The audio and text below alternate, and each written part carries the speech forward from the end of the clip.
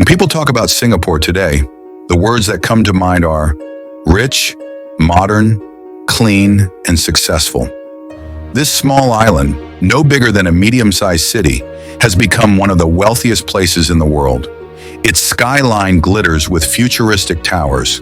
Its airport is ranked the best in the world, and its streets are so clean that chewing gum is famously banned. But here's the question most outsiders don't ask. What price did Singapore really pay to become so rich? Behind the success story lies a tale of sacrifices, social, political, and personal, that shaped the nation. Singapore didn't stumble into wealth. It was built with discipline, strict rules, and hard choices that left deep marks on society. In this video, we're going to uncover the hidden price of prosperity, and by the end, you'll see that while Singapore is a miracle, it is also a cautionary tale. Part 1. Born in poverty, raised with fear. In 1965, Singapore was a fragile newborn nation. What many people don't realize is just how desperate its situation was. The island was small, swampy, and overcrowded, with a population of about 2 million crammed into limited space. There were no oil reserves, no fertile farmlands, not even enough clean drinking water. In fact, Singapore had to sign long-term agreements to import water from Malaysia, a reminder of its vulnerability. Jobs were painfully scarce. Many lived in slums with poor sanitation, and unemployment hovered around 14%. The streets were filled with tension. Chinese, Malays, and Indians often clashed in violent riots, leaving scars of mistrust between communities. The British, who once used Singapore as a colonial trading port, had withdrawn their support, leaving the island politically fragile. And then came the ultimate shock. In August 1965, Singapore was expelled from Malaysia. Suddenly, this tiny, resource-starved island had to fend for itself. Even the country's founding father, Lee Kuan Yew, wept on national television, confessing that survival seemed uncertain. Many feared Singapore would become a failed state, swallowed by poverty and instability. But instead of surrendering, its leaders made a bold choice. They decided that if Singapore was going to survive, it had to be tougher, cleaner, smarter, and more disciplined than its neighbors. That determination planted the seeds of the economic miracle we see today. Yet from the very beginning, it was clear. The road to prosperity would demand sacrifice. Part 2. The price of discipline. Lee Kuan Yew understood something that many leaders in fragile nations ignored. Chaos could destroy Singapore before it even had a chance to grow. Corruption had crippled many newly independent countries, and he was determined not to let that happen on his island. His solution was firm: discipline above all else. The government rolled out laws that were often described as harsh but necessary. Throwing litter or leaving trash on the street wasn't just frowned upon. It came with a hefty fine. Spitting in public or vandalism could earn you a criminal record. Chewing gum was outright banned, not because of health concerns, but because sticky gum left on trains and sidewalks was seen as a symbol of disorder. The zero-tolerance approach extended to bigger issues. Drug trafficking was punishable by death, one of the strictest laws in the world, and corruption among officials was hunted down relentlessly, with harsh penalties ensuring that even the powerful were not above the law. These rules reshaped society. Singapore quickly became one of the cleanest, safest, and least corrupt countries on earth. Investors felt confident, tourists admired its order, and locals lived in a well-organized environment. But the trade-off was real. The government kept a close watch on its citizens. Freedom of speech and open dissent were limited. Criticism of the system could lead to lawsuits or prison. Singaporeans gained a safe, disciplined society, but it came at the price of living under constant restraint. Part 3. The price of hard work. Behind Singapore's glittering skyline lies a culture built on relentless effort. From childhood, Singaporeans are taught that success isn't optional, it's survival.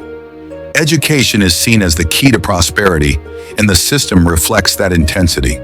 Students face high-stakes exams that determine which schools they attend, what subjects they study, and even their career paths.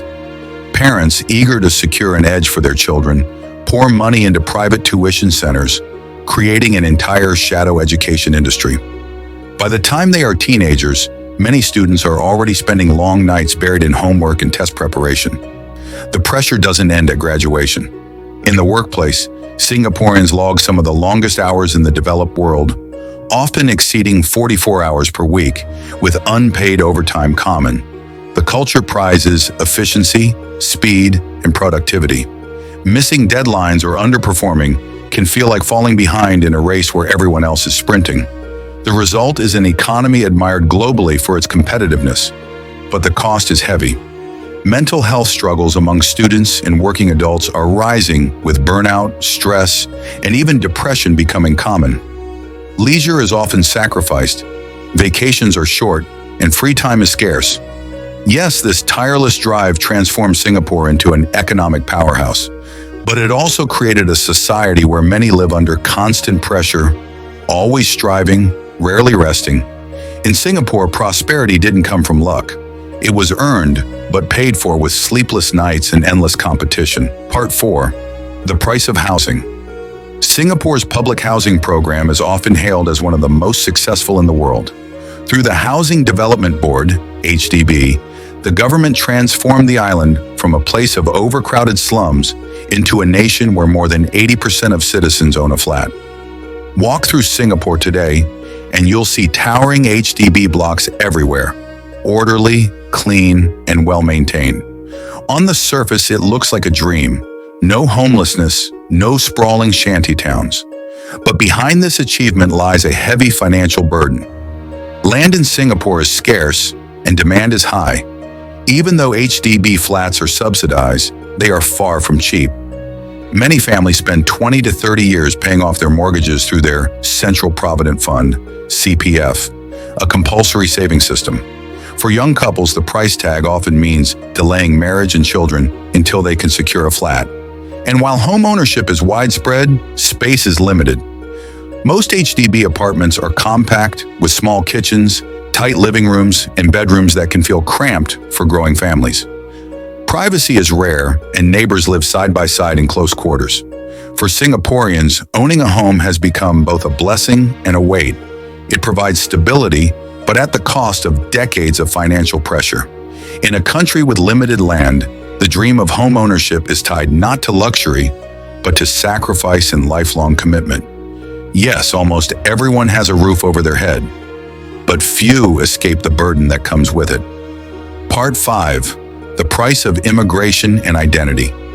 Singapore's economic miracle could not have been built by locals alone. With limited manpower, the government opened the doors to foreign labor. Today, nearly 40% of Singapore's workforce consists of non-citizens, millions of men and women who keep the city running. They are everywhere: migrant workers building skyscrapers under the hot tropical sun, domestic helpers cleaning homes and raising children, and highly skilled expatriates filling roles in banking, technology, and medicine. This global workforce allowed Singapore to grow faster than its small population ever could. But the heavy reliance on outsiders also created new tensions. Low-wage migrant workers often live in crowded dormitories on the city's fringes, far removed from the gleaming image of modern Singapore. Their salaries are modest, yet their labor is essential. Meanwhile, highly paid expatriates push up the cost of living in elite neighborhoods, widening the gap between rich and poor. For many locals, this influx has sparked identity struggles. Some feel crowded out in their own homeland, competing for jobs and space. Others worry about losing cultural traditions in a society that is constantly changing. The contrast is striking. Luxury condos, high-end malls, and glass towers rise on the labor of men who sleep in cramped bunks, invisible to the very prosperity they help create. Immigration gave Singapore the manpower to rise, but it also left behind a lingering question.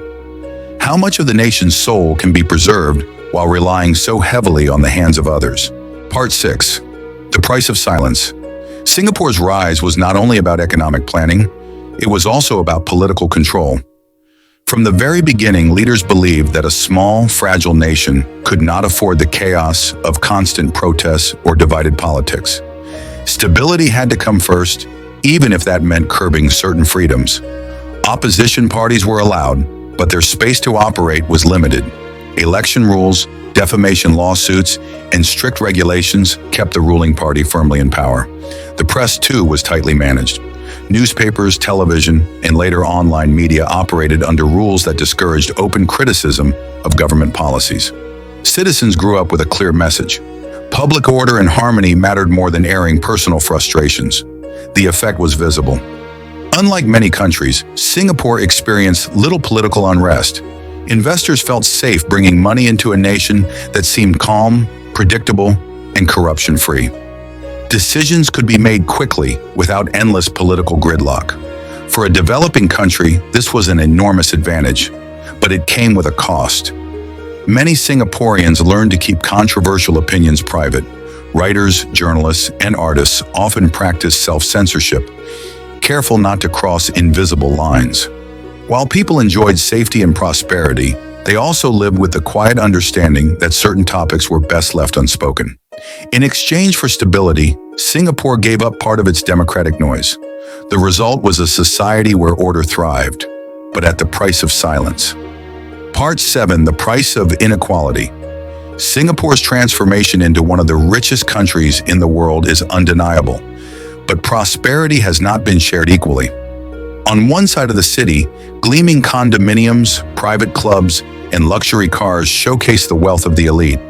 On the other, many low-wage workers, both local and foreign, struggle to make ends meet in one of the most expensive cities on earth.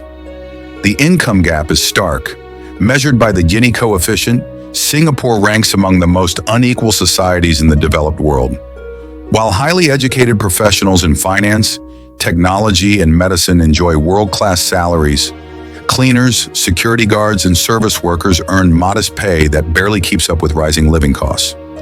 Everyday essentials, housing, healthcare, and education, can eat up most of a low-income family's income. The contrast is even sharper for migrant workers. These men and women, mostly from South Asia, build the skyscrapers, pave the roads, and keep the city spotless. Yet many live in dormitories far from the city center, in cramped quarters with little privacy. Their contributions are vital, but their rewards are minimal. This divide creates an uncomfortable truth. The Singapore miracle was built not only on discipline and vision, but also on invisible sacrifices by those at the bottom. The city shines brightly, but the shadows of inequality stretch long across its success.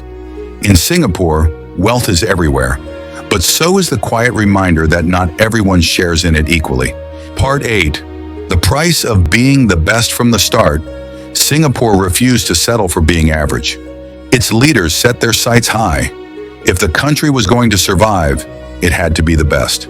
That vision drove its transformation. Changi Airport became the world's top-ranked hub, the Port of Singapore one of the busiest on Earth, and its financial sector a magnet for global wealth. In nearly every global ranking, education, healthcare, ease of doing business, Singapore chased excellence and often came out on top. But perfection is never free. For ordinary Singaporeans, life can feel like an endless race. Students compete fiercely for grades and scholarships, knowing that even small setbacks can alter their future.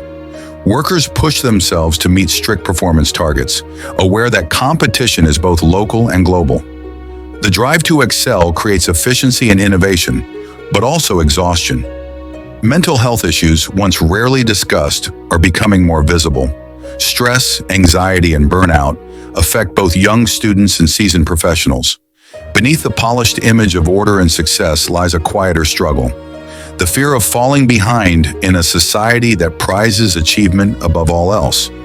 Singapore reached the heights it aimed for, but the climb demanded relentless energy, discipline, and personal sacrifice. For many, the nation's success feels like running on a treadmill, always moving forward, but never allowed to stop. The price of being the best, it turns out, is never-ending pressure. Conclusion: a nation that paid the price. So what is the true story of Singapore's rise to riches? It wasn't a miracle that fell from the sky. It was built step by step through sacrifice. Every achievement carried a hidden cost. Freedom was traded for stability. Personal lives were traded for long hours of study and work. Prosperity came, but alongside it grew inequality. Singapore became one of the safest, richest, and most efficient countries in the world, but it was never free. The journey demanded discipline, control, and the acceptance that comfort would sometimes come second to survival. And that's the deeper lesson here. Every country dreams of wealth. Every society wants success, but the path is never without a price. Do you sacrifice freedom for order? Do you push your people to work harder, even if it costs their peace of mind? Do you welcome growth at the risk of identity? Singapore answered yes to all of those questions. And while the results are undeniable, the glittering skyline, the booming economy, the global respect, the people of Singapore still carry the weight of those choices every day, in stress, in silence, and in sacrifice. The Singapore miracle shows us that greatness is possible, but it also asks us a question we can't ignore. If wealth demands a price, how much are we willing to pay?